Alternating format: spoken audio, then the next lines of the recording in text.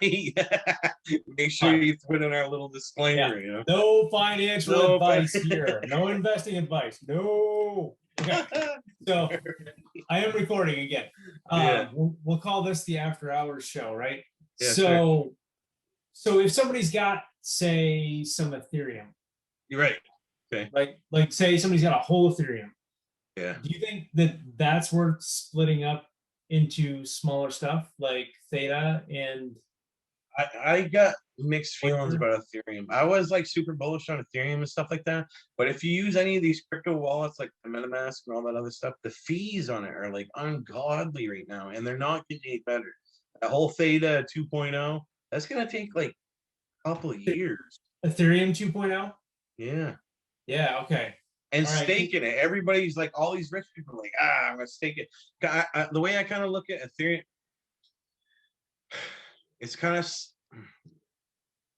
it's the good things is it has like so much on it already. So they kind of got out of the gate like way far. First But mover, there are other tokens and stuff that are they call that first mover advantage, right? yeah. And they got that like tenfold, you know what I mean? And like 90% of everything that's out there is run on Ethereum. But the problem is it's slow. It's slow and it cost up the fucking ass, dude. It's you know the gas fees for like if you had the average person is gonna trade, go on Uniswap and they're gonna buy 5 Uni tokens or whatever. You know, and that's like $50, and that's what they got for the week. And I get it. You know what I mean? That's usually how it works. But you're not gonna pay $50 in transaction fees for a $50 settlement. You know what I mean? What the hell's Yeah. the point? And there are solutions to that problem right now. You know what I mean? Cardano and Polkadot are much faster in fractions of a penny. And they made it like super simple to take them applications from Ethereum and put it on their blockchain like that. You know, Exactly what I've been struggling with all week because you told me about, I think, Cardano, Polkadot, the other one's Aave, right? that's a DeFi project. Okay, so specifically the Cardano, Polkadot, Beta, you can do that on there. so so like Cosmos, that's another I just bought some, smart contract platform. Yeah. I just bought some of that and then staked it on Exodus.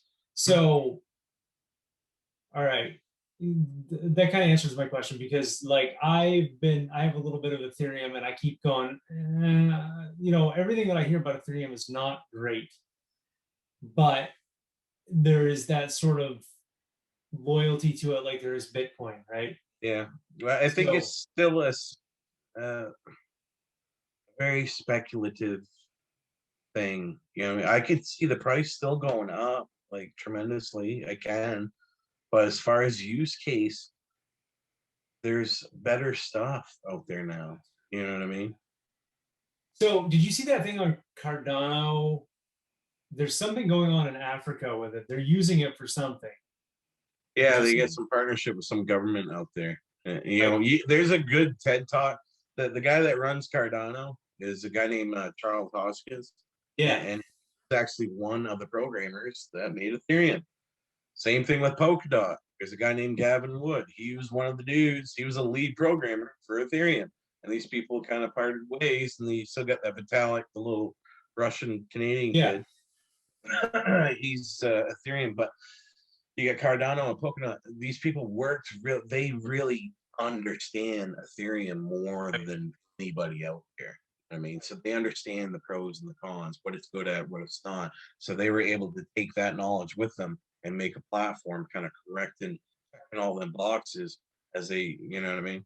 So when I saw the Cardano guy basically trashing Ethereum, talking about what a piece of garbage he thought it was, basically. It's not.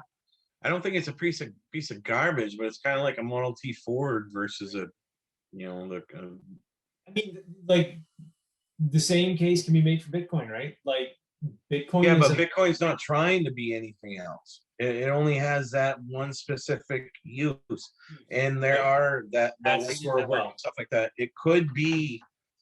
I don't know if it'll ever be uh it's the digital currency that you use to buy your coffee. I think it does a really good job at being gold, being better than gold. I think that's the best use case for it right now. You know what I mean? Well, And it's still speculative. There's a term out there. I'm glad you're recording this, but there's a term out there where bad money brings out good money. Have you ever heard of that? no. It's the hell's that guy's name? Shit. Of course I can't remember it. There's a really smart dude way back when that had kind of the debasement of dollars and stuff like that. And a really, really good example of that is like back when in the mid to late 60s when they started take the silver, like back in the day, you know, a dime was a tenth of an ounce of silver. Sure, they changed that in Quarter was a quarter 1965. of an ounce, a half dollar was a half ounce of silver. You know what I mean? Right.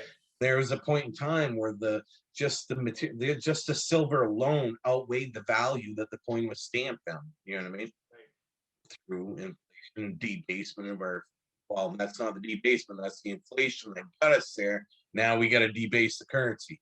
You know what I mean? So they add, so all of a sudden, like in the late 60s, you start to see this little copper tinge on the side of the coins. You're like, what the fuck's that?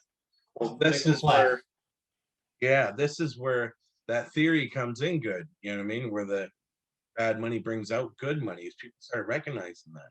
And they're like, shit, well, you got the copper one and you got the, well, you're gonna spend it. I'm gonna spend that one.